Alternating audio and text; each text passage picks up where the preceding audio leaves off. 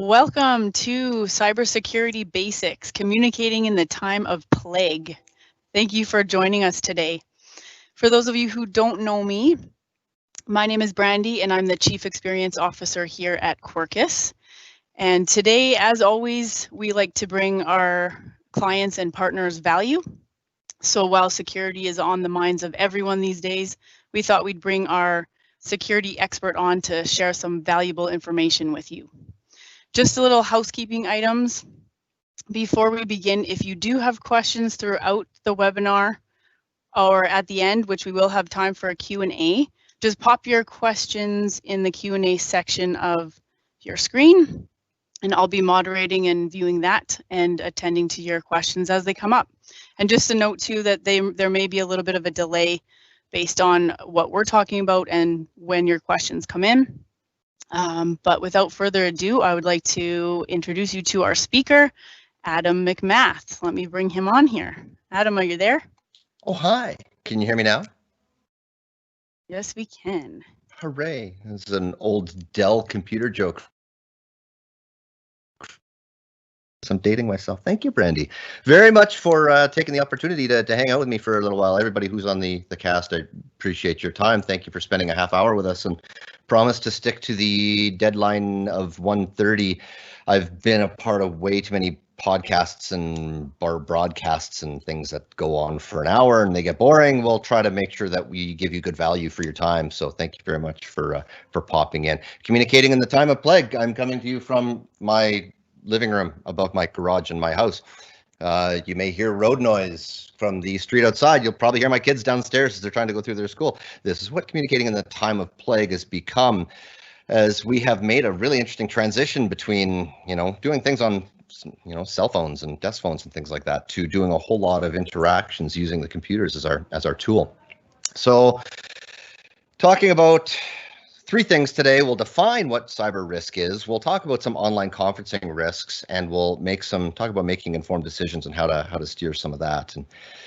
And when we're talking about cyber risk, let's just be really clear on something. What we're really talking about today, or our topic of the day today, is what's been on the front of a lot of people's minds when they hear about Zoom bombing and problems with chat apps and things like that.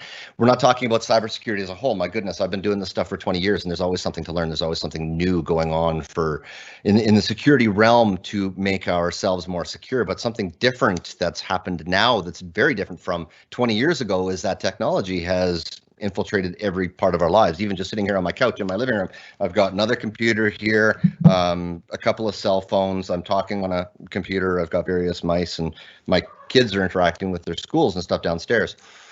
So we try to make it as simple as possible when we're trying to figure out what we're going to be talking about from the perspective of cybersecurity on any kind of system, the system in particular today, conferencing and communicating. We talk in our CIA triad: confidentiality, availability, integrity. It's not the be-all, end-all, but it's a great way to start forming our minds about how we want to talk about our technology risk. Confidentiality, keeping our secret data secret. If there's stuff that we don't want other people to know, how do we keep it that way? Integrity, the mentality of, if I put something on my disk, I want to make sure that when I go to retrieve it, it's the same as it was when I put it there, right? Ransomware would be a good example of that, of not being able to get back what I want.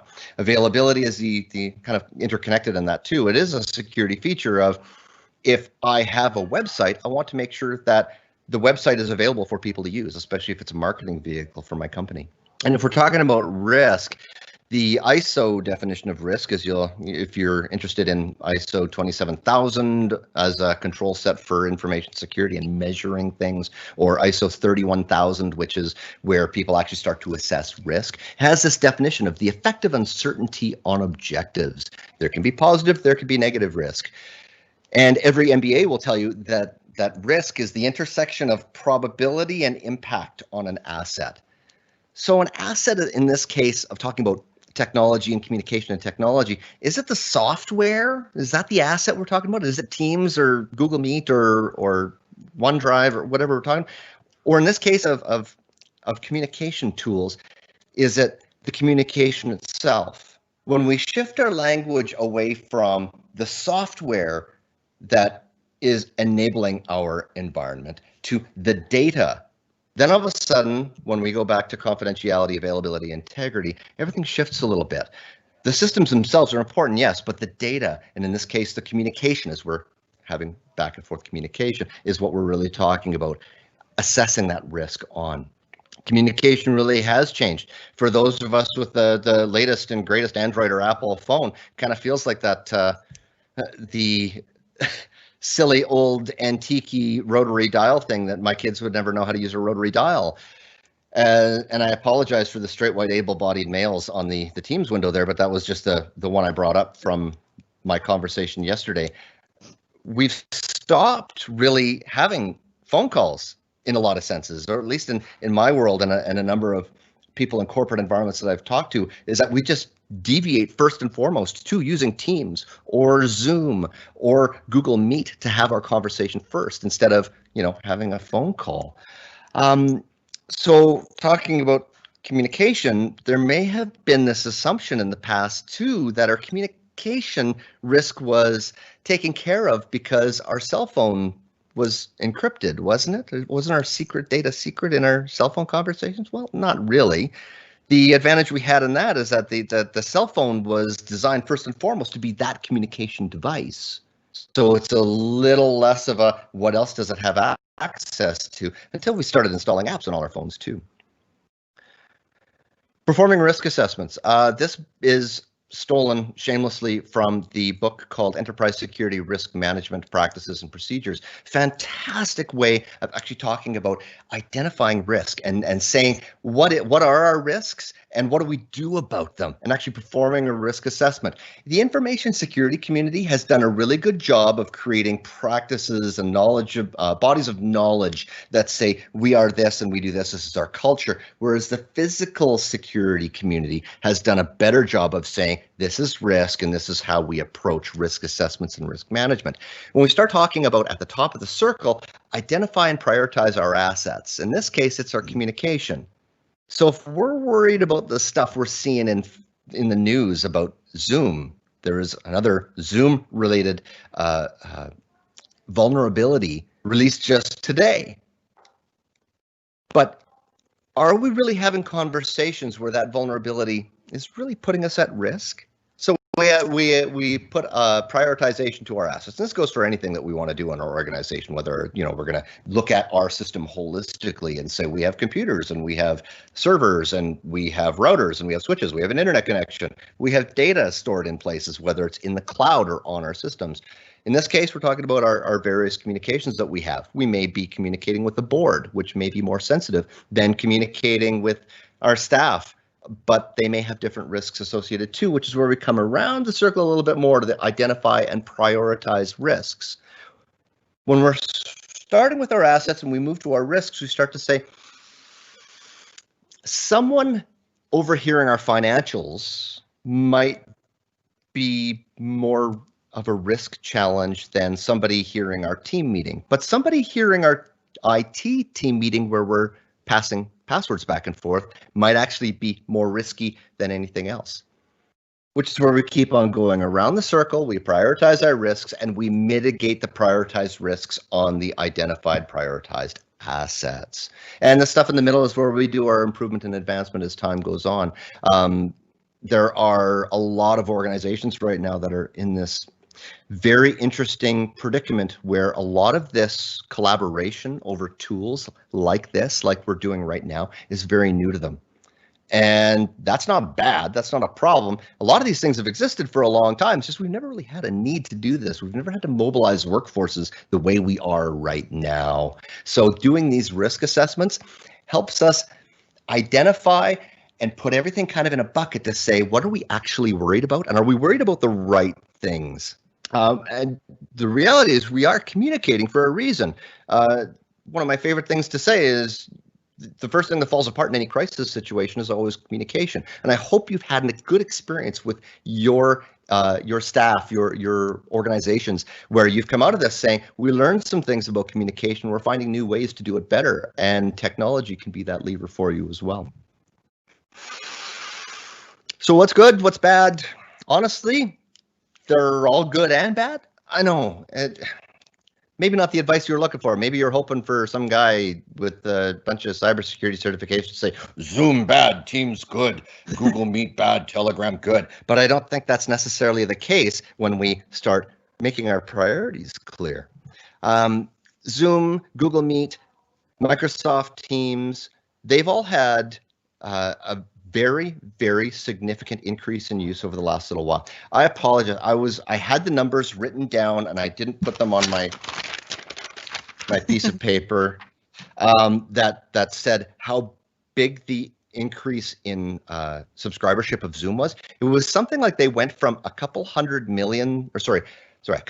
thousand business subscribers to several million over the course of a few months. So think about that in your organizations, is what kind of interesting holes would be poked in your stuff if you went from the kid on the other side of the street to being a worldwide phenomenon.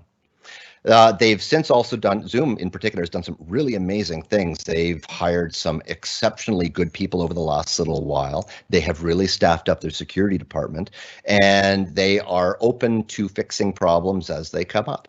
One of the interesting vulnerabilities that came through Zoom had nothing to do with, this collaboration here, but people taking modified moving graphic files and tossing them into the chat window, which would bit of a backdoor into the back end of the software itself. Microsoft Teams had the same vulnerability.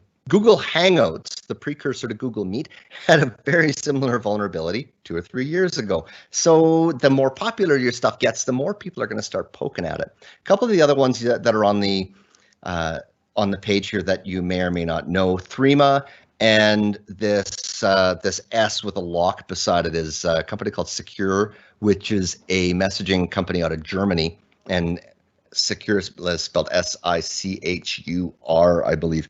They're actually paid applications that are designed specifically to be really, really secure messaging and chat options, but they're not very feature rich. They're so dialed in that they're awfully hard to use for just everyday communication. Telegram, by comparison, is one of those ones that's kind of in the middle, where it's another paid service to do it right. I think they have a free version as well, but it's all end-to-end encryption.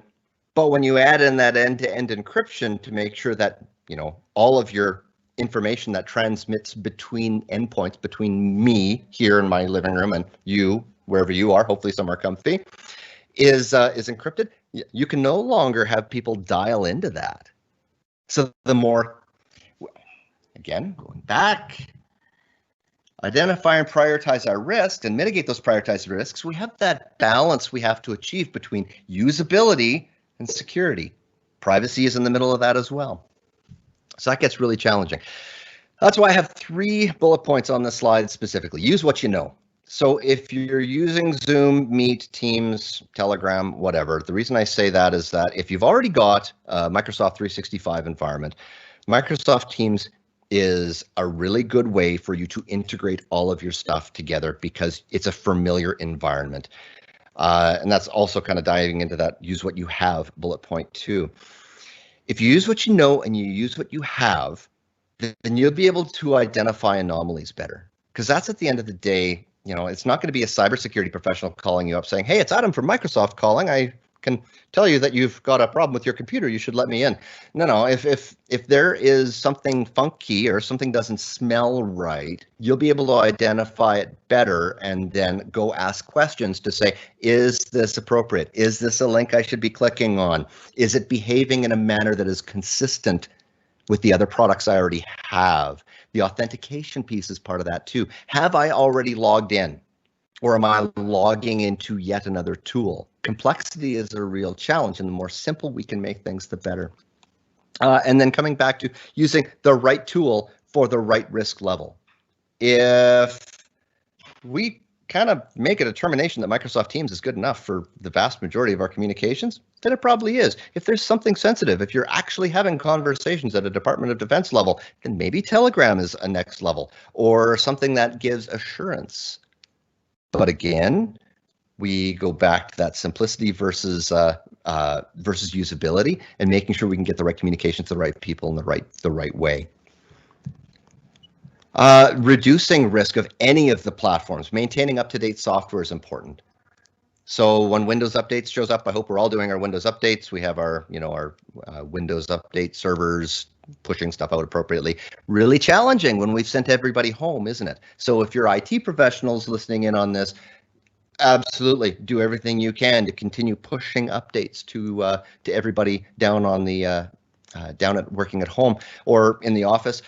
If you are at home and your IT office is off asking you to update your stuff, make sure you're downloading from the right sources. This is a real challenge when the Zoom stuff was really hitting mainstream and really hitting the news, was that people were saying, oh, well, I got told to download this stuff and we did a risk assessment on it and it was really janky.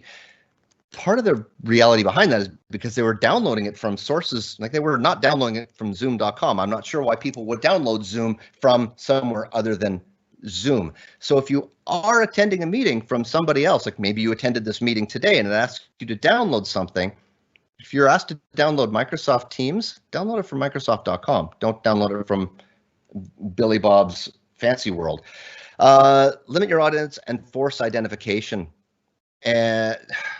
Zoom bombing was an interesting piece because nobody ever expected, and this is kind of the whole reason that people like me exist and hackers do their thing, is that we're looking at ways to take software or hardware that already exists to find out what we could do with them that was never intended. It was never an expectation that we would need to authenticate and identify individuals to our meetings.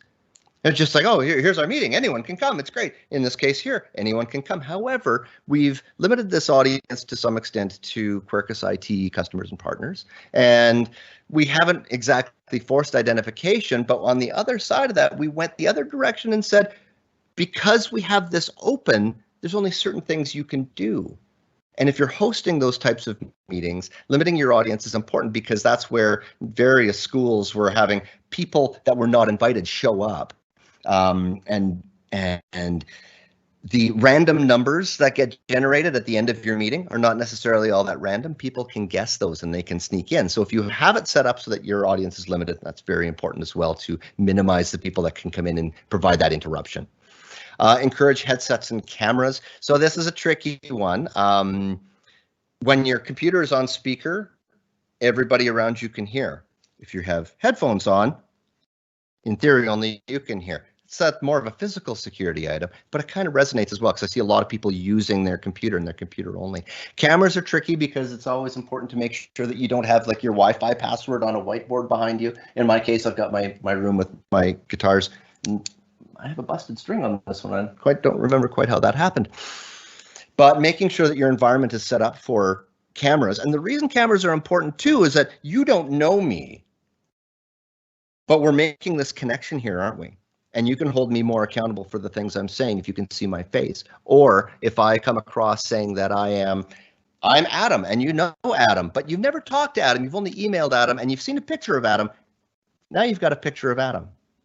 Multi-factor authentication, that's the little dealie where you put in your password and you have to put in your code after the fact. That's super important because the automated attacks are the ones that are also a big deal. It's not just, sometimes it's about phishing, but multi-factor authentication on every account you can get it will help you get way, way more secure. And pause, think, verify. Albertans in particular are always in a rush, aren't we? Everybody's always in a rush. And right now we are in incredible times of stress. And when we're stressed, we're busy, everything's moving at a fast pace, we start to make bad decisions or our risk level goes up dramatically. So pause, slow down. If you're asked to click a link or you're asking somebody to click a link, think about it, use your cognitive skills. Move from the back of your brain where all your emotions are and force yourself to use your cognitive brain. And I just actually finished creating a video series for a bunch of seniors, so 500 seniors in the Calgary area about cybersecurity and awareness and things, which is interesting when you consider our most vulnerable population we think are the children. But right now we're asking our seniors to do an awful lot. And part of the challenge they're having is that they're scared to ask questions. They don't want to look stupid. It's a cultural thing. So ask questions. If you find that you're asking questions that people you're getting answers from are being jerks to you, then don't ask them questions anymore. Find people who are doing it right and use them as someone that you can trust. I printed out this morning. I know I'm old school. I got like a sheet of paper that I've written on and a piece of paper that I printed. Wow, it's weird for a tech guy. But the options and settings, I highly recommend. And you know, I guess I come from an era where my dad would say, "Don't ever go into the option settings because you'll screw something up." But that's what I did anyways, because that's who I am. I encourage you to go into the options and find out what's available to you to reduce your risk. In Zoom, there's chat auto-saving options. I recommend that to be off. Attention tracking, I also recommend it to be off because those are potentially giving you tells that are not appropriate. Virtual backgrounds. It's great to have a camera on, but maybe we can obfuscate our backgrounds. I think we've seen some really cool stuff out there in the last little while. Be really careful with your meetings invitations. If you don't read your instructions right for both Teams and Zoom, you can accidentally send out the password to the meeting with the meeting, and if that gets forwarded around, people will have the password as well. Don't post them. Don't post your meeting IDs on Facebook, Twitter, etc. Like, get them end to end, person to person. Screen sharing, you can lock that down for individuals that you can't have naked Uncle Jimmy dial in through the meeting ID that you shared inappropriately and put himself on screen. Waiting rooms are a good idea too. I think Teams and Meet are now doing this by default, and it's an option in Zoom. So have people wait, and you have to admit them into your meeting.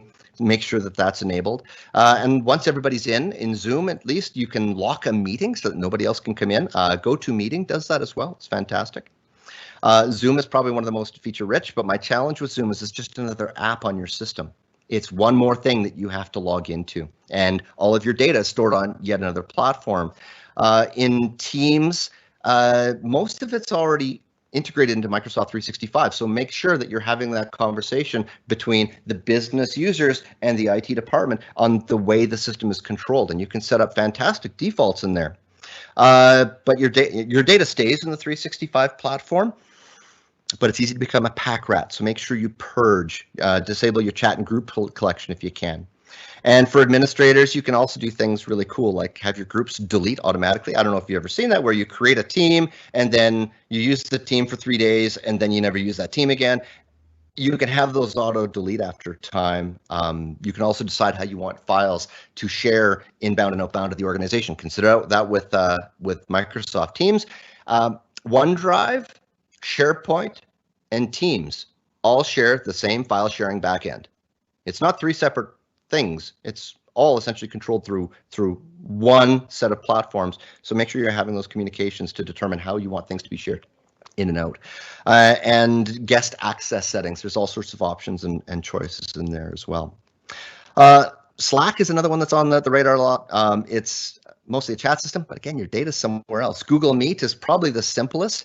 But again, if it's something you know and you have already, if you're a G Suite environment, Google Meet is a fantastic option for you to get stuff done in a way that doesn't mean you have another password to remember or another machine or system to authenticate to. And WebEx and GoToMeeting all have, pretty much the similar challenges. Making informed decisions. Don't believe everything you read on Facebook. One of the ones I got forwarded this morning was some there's an update to Android last night that came across to most Android phones that said, Google's tracking your location through this new COVID-19 thing. No, it's not. There is a COVID-19 API that's now available on both Android and Apple for government applications to use for contact tracing. But if you read the Facebook news, and I use the air quotes, you will be led to the idea that it's some horrible thing. So find authoritative sources, find real sources, unbiased sources for information, and don't believe all the clickbait you read, because people, often have a reason for saying Zoom is awful. Maybe it was funded by Microsoft. I'm not saying it was. I have no idea. I'm just making that up on the spot. A couple of really cool resources for you quickly. Scamspotter.org is a collaboration between Google and the Cybersecurity Education Alliance or something like that. Fantastic resource, especially if you've got seniors and you're wondering how to communicate with seniors. That's a fantastic opportunity to look at that. And don't take my word for it, of course. Authoritative sources, get cybersafe.gc.ca. That is the Government of Canada's source for both businesses and home to get some really good information. Complexity is the enemy. The more you can simplify things, the better. You don't need to be complex. This doesn't need to be hard. And pause, think, verify. My favorite 3 words: slow down, think really carefully about the risks of the communications you're doing. Think really carefully about the asset or the what's sensitive in your information or absolutely key to your communication. And then verify. Either figure it out yourself through a little bit of digging or ask someone for help. I love the people at Quercus. They do great work, and it's part of the reason that I love working with them is because they know security and they get to security from a perspective of enabling your business. Protect to enable, as we said at Intel for a number of years. That's the end of my deck. So with 4 minutes left, I want to reach back to Brandy then and see what happened in the chat window. Yes, thank you, Adam. Let me just, I do have a few questions. I have a comment saying that you're very relatable, so thank you. Oh, thank you. That's all. Well, okay, I've been doing this cyber stuff for so long that I honestly fear that I've lost touch with humanity. But Brandy reminded me that I'm not an evil robot sent from the future earlier before the call. So appreciate that. So I'm just going to pop me on here and take a look at some of the questions that I have. So there is one question. Is there any way to fully stop spam from happening? So, kind of sliding back to my slide on that intersection of probability and impact on an asset is that kind of gives us a nice little graph that tells us where our risk is, and we will never reduce risk to zero.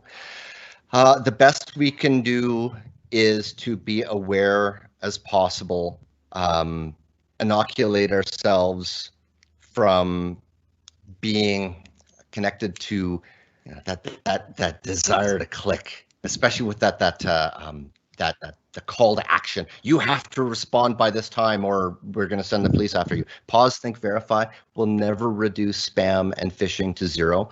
The same as we'll never get them to stop phoning our homes if we still have home phones. So do your best to be inoculated against it because it's never going away. Sorry. Okay. Thank you. I got in vote. What is, in your opinion, the biggest threat businesses have today with regards to cybersecurity? Threat would be, and I would say the most impactful to organizations is ransomware. So the typical delivery of ransomware is through phishing. So kind of connected to the last question. Ransomware is rising. And the reason it's rising is because it's working and it's paying. And if you read the latest 2020 version of the Verizon Data Breach Investigation Report, which is phenomenal reading, ransomware is on the rise. We thought it had reached peak levels, but it's gone even further now. So ransomware, everything you can do to read about it, understand it, inoculate yourself and your people against it. And the people who are the most at risk are the ones who have the hubris to say, ho, we'd never get caught with that.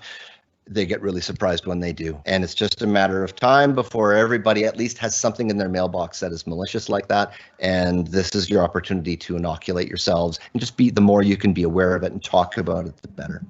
Great, thank you. I do have another one here. If you get an attack while working at home, is your company affected? Very possibly. And I would say that there are a few things that are worth, and in our last minute, and I'll wrap this up very quickly, understanding risk in your environment. If your IT staff are telling you that the way you're connecting is not secure and want to do something different, it's an awesome opportunity to listen to them. Not that I'm advocating for your IT department to spend a bunch of money right now, but if you're doing open remote desktop to your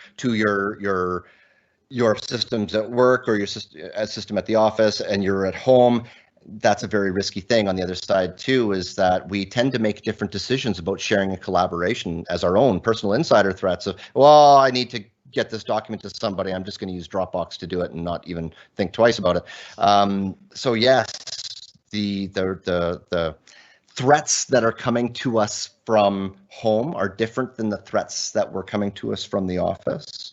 And we have to be really, really carefully considering how it's not a work-life balance anymore. It's a work-life integration, and everything we do at home is now very integrated into everything we do at the office. and our landscape has changed dramatically. I couldn't really go into really technical details in that in the time we had left, Brandy, but that is definitely a very important topic right now. Okay, no worries. I just want to let everybody know this is Andrew. Everybody there, most of you probably know me. For our clients, we definitely have standards in place, and we advocate for equipment that's corporate owned and that we manage is used from home, and that goes through a VPN, and that VPN basically is secure, but the equipment's also secure, which adds a lot of comfort level on us because we can control it. We can make sure virus protection's on there, good virus protection. And if you're using a home computer, then we have a bit of a different standard for that. So between the home computer, we have what's called a remote connection tool. And that remote connection tool can actually get into your desktop computer at work. But since we can't control that home computer, we can't verify there's good antivirus on it. We can't do anything. So that's why we actually stop the ability for any kind of file transfer whatsoever. So the only thing you can do on your home computer is go in and remote control. There's no ability to transfer files around. So that's kind of the reason why we restrict that access. And so in my opinion, I mean, Adam's certainly the expert, but I feel that is a good step, a big step in making sure that you're protected from working from home. Those are awesome things, Andrew. And this is why I like working with Quercus, is because they're thinking of these sorts of things. Because there are a lot of organizations out there that aren't doing those things, that are allowing a lot more use of personal devices to do work. And that intersection of the personal computer that everyone in my family operates on versus the hardened computer that handles all of my regular work are two very interesting challenges that we're having as a whole, as a species right now, because this is a worldwide thing. This isn't just us. So that's fantastic, Andrew, that you've put those standards in place. That's making the difference. That is making the real difference in Quercus's clients, between the ones, the people out there in the world who are seeing record levels of breaches, and the organizations that are saying, okay, it's mildly inconvenient to have our people working at home, but wow, they're being really productive because nobody's interrupting them all day long with questions about cake and dinner. So thank you for that, Andrew. It's great. Thanks, Adam. Great. Well, I think that we've kind of hit our time here, but just want to thank Adam for your time and sharing this information. I will just say, as we sign off here, if you have any burning topics that you're thinking about, or things that you want us to share on, talk about, by all means, send them my way and we'll get something put together. We want to increase this education and everything for our clients and partners. So want to thank you for joining us today, and I hope you have a great rest of your week.